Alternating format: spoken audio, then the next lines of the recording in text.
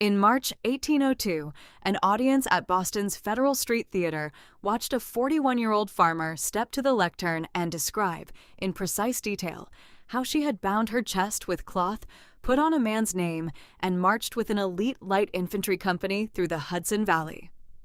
Then she left the stage, returned in her old Army uniform, and moved through a 27-step manual of arms drill without missing a beat. The audience, her biographer recorded, reacted with universal acclamations of joy.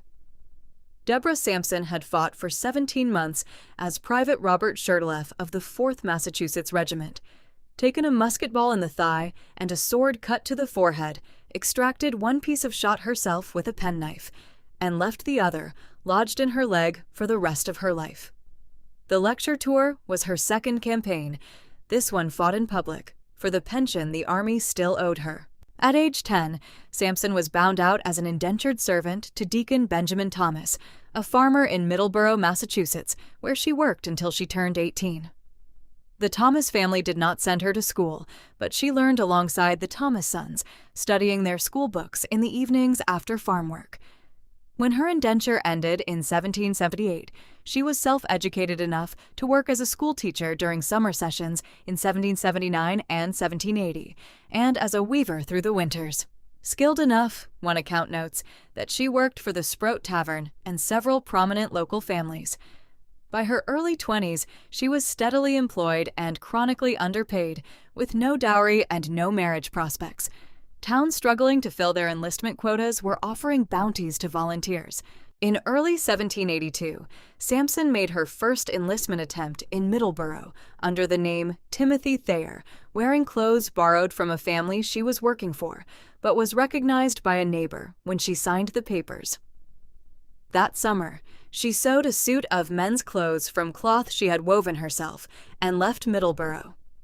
On May 23, 1782, she walked into a recruitment station and enlisted as Robert Shurtleff. This time, the disguise held. She was assigned to the Light Infantry Company of the 4th Massachusetts Regiment, an elite unit that accepted only soldiers standing at least 5 feet 5 inches tall who could sustain rapid tactical marching. She stood roughly 5 feet 7. She was wounded in Westchester County that summer, a musket ball in the thigh, and a sword cut to the head. When soldiers carried her to a field hospital, a doctor treated the head wound. She slipped out before he could reach her leg, removed one ball herself with a penknife and sewing needle, and left the other where it was.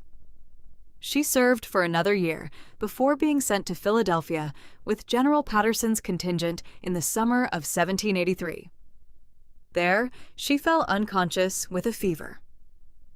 Dr. Barnabas Binney, treating her in the hospital, discovered her sex and reported it by letter to her commanding general.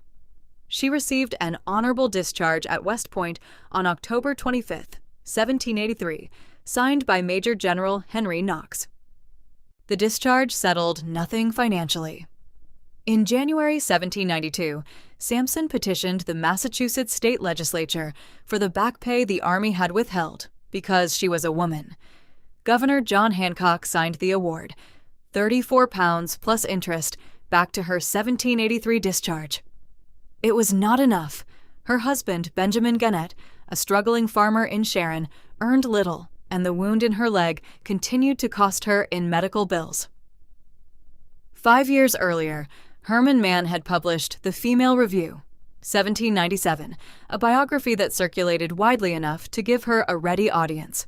Beginning in March 1802, she traveled alone through Massachusetts, Rhode Island, and New York, Boston, Providence, Worcester, Albany, Schenectady, New York City, delivering her account and finishing each show in uniform, performing the Manual of Arms. It was the first national lecture tour by a woman in American history. The tour did not solve the money problem either. In 1804, Paul Revere visited her Sharon farm, saw her circumstances for himself, and wrote to U.S. Representative William Eustis. His letter told Eustis she was much more deserving than hundreds to whom Congress have been generous. On March 11, 1805, Congress placed her on the Massachusetts Invalid Pension Roll at $4 a month. the first military pension awarded to an American woman. Sampson died on April 29, 1827, in Sharon, Massachusetts. The Gannets were too poor to pay for a headstone. Her grave in Rockridge Cemetery went unmarked for more than 20 years. When a stone was finally placed, it identified her as Deborah, wife of Benjamin Gannett. 4 years after her death, Benjamin petitioned Congress for survivor benefits as the spouse of a soldier. In 1837, the committee reviewing his petition declared that the history of the Revolution furnished no other similar example of female heroism, fidelity, and courage. He was awarded the payment but died before receiving it.